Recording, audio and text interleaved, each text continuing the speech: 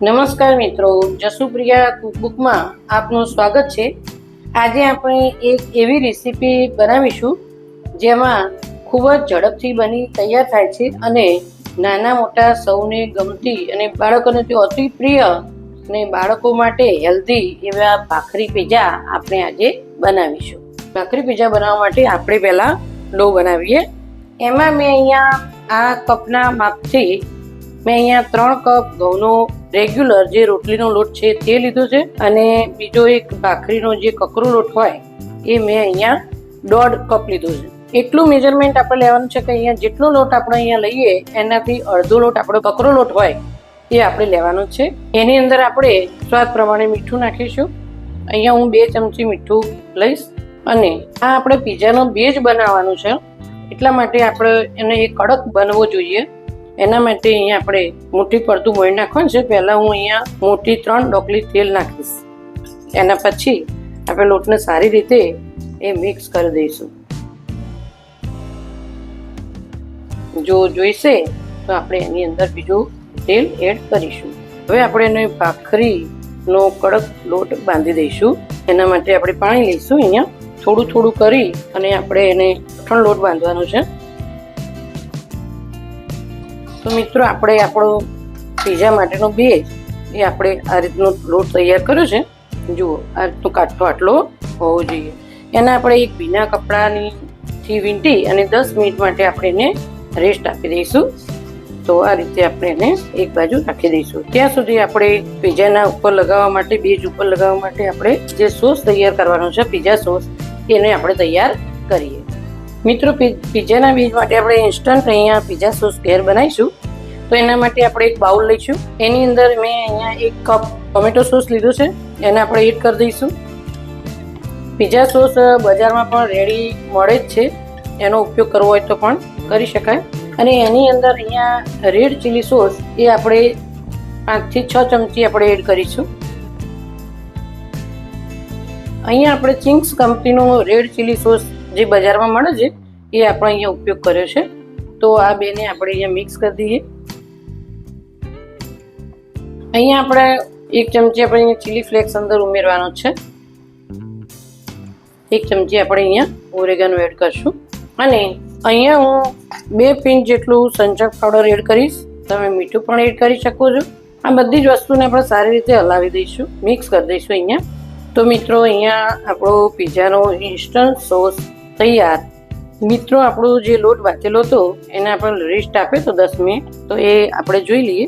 આપણો લોટ કમ્પ્લીટ સરસ રીતે જેવો આપણે પીઝાના બેઝ માટે જોઈએ એવો સરસ લોટ તૈયાર જ છે।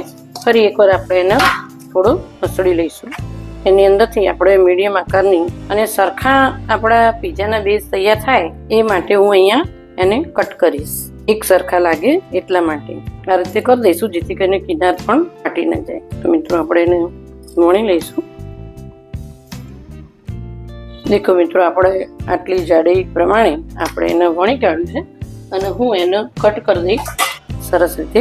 આ રીતે આપણે કરી દઈશું જેથી કરી અને આપણી ભાખરી એક જ સરખું લાગશે। બધી જેટલા પીઝા કરશું એટલા બધા એક જ સરખા લાગશે એટલા માટે આ રીતે આપણે કરી દઈએ। આ રીતે ભાખરી લઈ આપણે ફરી એનો ઉપયોગ કરી દઈશું અને આ રીતે આપણો પીઝાનો બેઝ તૈયાર થશે। આટલી જાડીવાળો રાખવાનો છે અને પછી આપણે એને ધીમા તાપે શેકવાનો છે, ઉતાવળ કરવાની નથી કે આપણે આટલો બેઝ રાખ્યો છે એટલા માટે અંદરથી પણ શેકાઈ જવી જોઈએ। જો મિત્રો આપણે ભાખરી વણી હતી એની અંદર આપણે આ રીતે કાંટા ચમચીથી કાણા પાડી દેવાના છે આપણે એને, જેથી કરી અંદરથી ભાખરી એકદમ શેકાઈ જાય અને આપણી ભાખરી એકદમ કડક થાય। તો આ રીતે દરેક ભાખરીને આપણે કરી દઈશું અને મેં તવી ગરમ કરવા મૂકી હતી અને એની ઉપર હું આ રીતે ભાખરીને ધીમા તાપે શેકી લઈશ।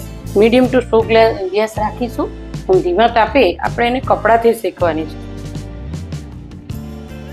આપણે જ્યારે પીઝા તૈયાર કરીશું અને સોસ પાથરીને જ્યારે ફરી એનું ટોપિંગ કરશું ત્યારે એ ભાગ નીચેની તરફ આવશે, માટે એને આપણે આ રીતે એક જ સાઈડે સરસ રીતે શેકી દઈશું અને એક સાઈડે આટલું શેકી દઈશું।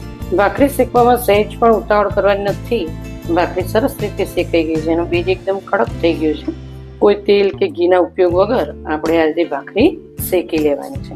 પહેલા આપણે બધી જ ભાખરીને શેકી અને તૈયાર કરી દઈશું। દેખો મિત્રો આપણી જે પીઝાનો બેઝ તૈયાર 3 ભાખરી આપણે બનાવી છે। તો આપણે એને આ જે રીતે આપણે કાપા પાડ્યા હતા એને આપણે ઉપરની તરફ રાખીશું, નીચેની તરફ આપણે થોડું જ શેકેલું છે એને આપણે નીચેની તરફ રાખીશું. આપણો જે તૈયાર કરેલો પિઝા સોસ એને આપણે ફરી એકવાર હલાવી અને એની ઉપર આપણે લગાવી દઈશું. હવે આપણે અહીંયા અમૂલનું જ આપણે મોઝરેલા ચીઝ લીધું છે એને આપણે સરસ રીતે સ્પ્રિંકલ કરી દઈએ. ત્યાર પછી આપણે અહીંયા ડુંગળી લગાવી દઈશું. ડુંગળીના આ રીતે મેં ચોપ કર્યા છે. અહીંયા જો ટામેટા પણ મેં અહીંયા ચોપ કરેલા છે, ડુંગળી પણ એ રીતે ચોપ કરી છે નાની. અહીંયા મકાઈ મેં અમેરિકન હતી એને મેં એક સીટીમાં બાફી હતી. અહીંયા ગ્રીન કેપ્સિકમના ચોરસ ટુકડા પણ એ રીતે જ આપણે લઈ લીધા છે. તો અહીંયા દરેક જે તમે સબ્જી લો એના એક જ સરખા પીસ કરવાના છે. ટોપિંગ બહુ ફર્સ્ટ ક્લાસ દેખાય તો આપણે એનું કરીએ ટોપિંગ. અહીંયા આપણે લઈશું પહેલાં ડુંગળીને હું અહીંયા ગોઠવી દઈશ આ રીતે. અહીંયા મેં ગ્રીન કેપ્સિકમ જ લીધા છે, તમે રેડ યલો લઈ શકો છો. કેપ્સિકમ આ રીતે મૂકી દઈશ. ટામેટા પણ આપણે અહીંયા મૂકી દઈશું એક એક. ખાસ પીઝા માટે આપણે અહીંયા ઓલિવ લીધું છે મેં અહીંયા આપણા પીઝાની અંદર. એનો ઉઠાવ પણ સરસ જ આવે છે એટલા માટે આપણે અહીંયા ઓલિવ પણ મૂકી દઈશું. ફરી હું એની પર થોડુંક મોઝરેલા સ્પ્રિંકલ કરી દઈશ અને છેલ્લે આપણે એની પર મકાઈના દાણા મૂકી દઈશું.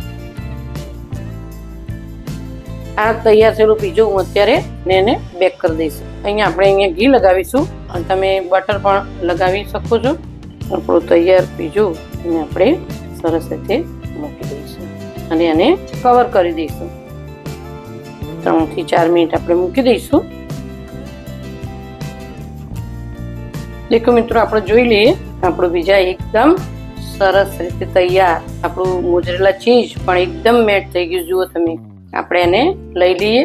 જોતા જ ખાવાનું મન થઈ જાય એવું આપણું ભાખરી પીઝા રેડી છે. પીઝાને આપણે અહીંયા ટોમેટો સોસની સાથે આપણે કેચઅપ સાથે આપણે સર્વ કરીશું. મિત્રો, આપણે સમર વેકેશનમાં જે અત્યારે મેં પીઝા બનાવ્યા એ રીતે ભાખરી પીઝા બનાવજો. બાળકો અને મોટા બધાને જ આ વસ્તુ પ્રિય છે.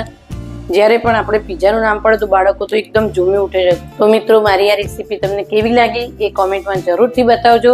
હું આશા રાખું તમે કોમેન્ટ કરશો જ. અને ફરી મળીશું આવી જ એક રેસીપી લઈ. અમારી જસુપ્રિયા કુકબુક ચેનલને સબસ્ક્રાઈબ કરો, લાઈક કરો, શેર કરો. Thank you.